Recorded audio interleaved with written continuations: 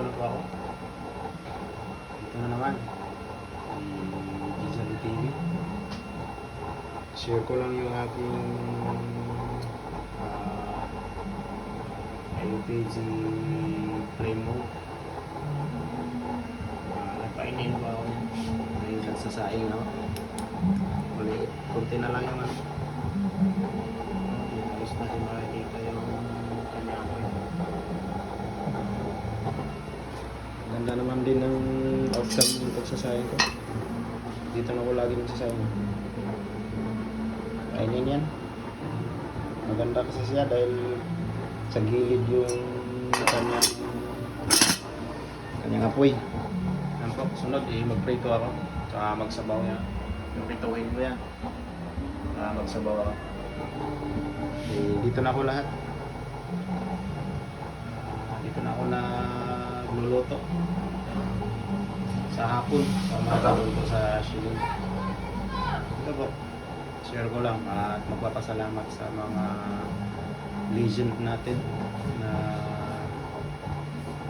nakadiscover sa mga kanya-kanyang parts ng ating kalan. Kasi kung wala sila, hindi mabuo yung kalan natin na maganda. Mabuo man, pero medyo hindi kagandahan. Kaya dapat magpapasalamat tayo doon sa nakadiscover sa ating parts ng ating kalan. Kasi sa pamagitan yan, ano sila medyo maano pa medyo humanga, maganda sa kalooban na pinapasalamatan din natin sila. Kasi tao lang din naman yan sila hindi naman yan manhid na kasi tayo lang naman ang naka sa ginagawa nila sa kung ikaw ang gagawa na kasi ng kalan, bawat parts niyan, halimbawa pag nagbutas ka ng barner, siyempre unahin mo yung baba.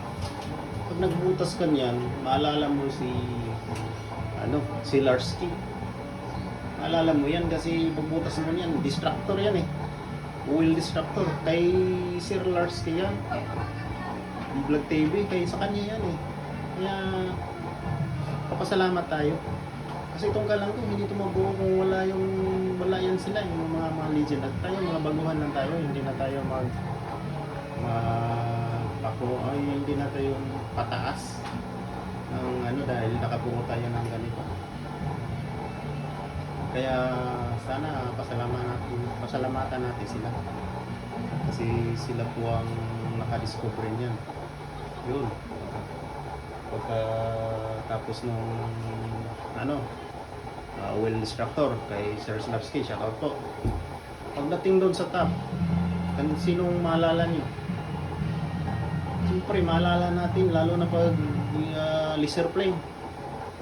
Walang iba kundi si Kasinet, shoutout Kasinet. Marami namang salamat, pero kahit hindi pa ako nakagawa ng laser flame, papasalamat din ako kasi ikaw una pati itong frame ko.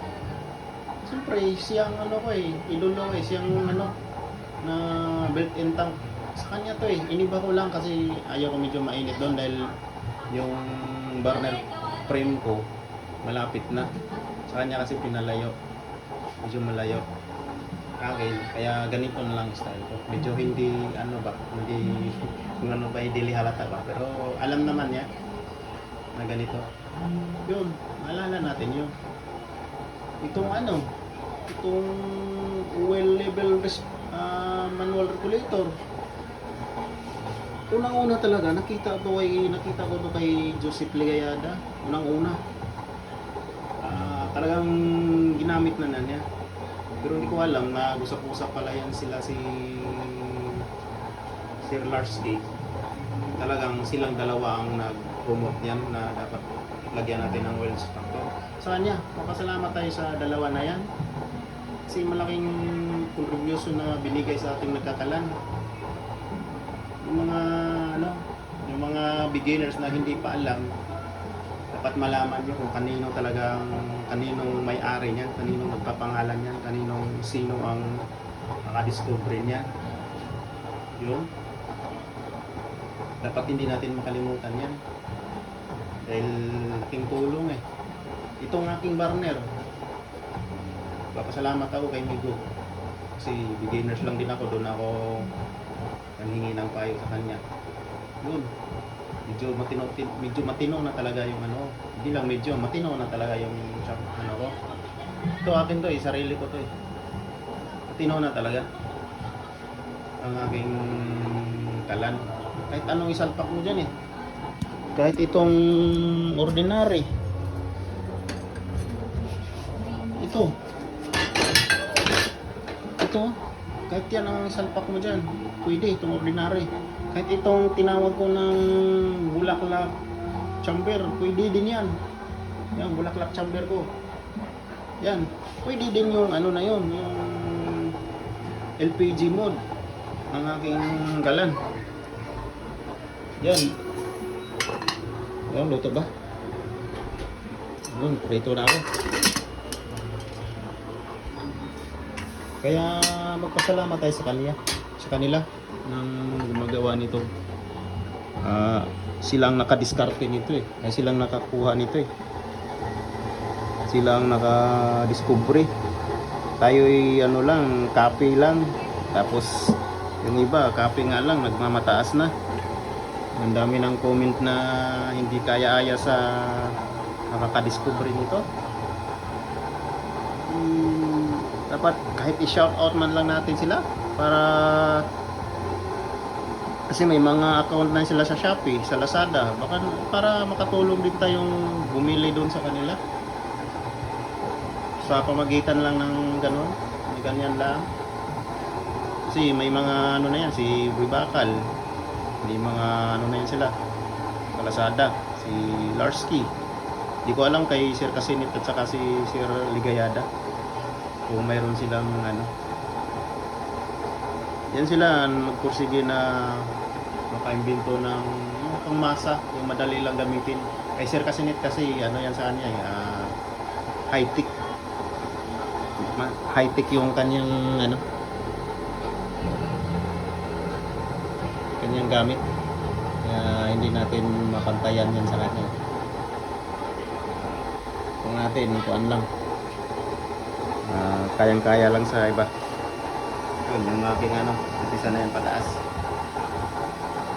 Yun, salamat natin yun. Natin sila. Yung akin, hindi ko ito mabuo pa, ano eh. Walang, ano, wala yan sila eh. Kaya shout out sa mga ating mga ano, mga magaling. Shout out po sa inyo, sir. Then